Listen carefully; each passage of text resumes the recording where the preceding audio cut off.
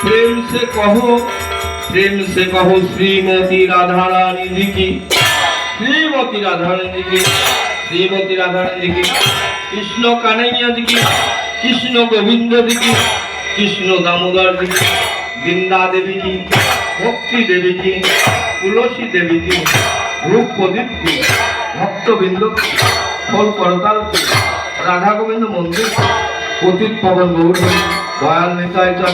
पंचतत्व এই গ্রামবাসী কি, এই দেশবাসী কি, বিশ্ব মানব জাতি কি, চারি ধাম কি, চারি সম্প্রদায় কি,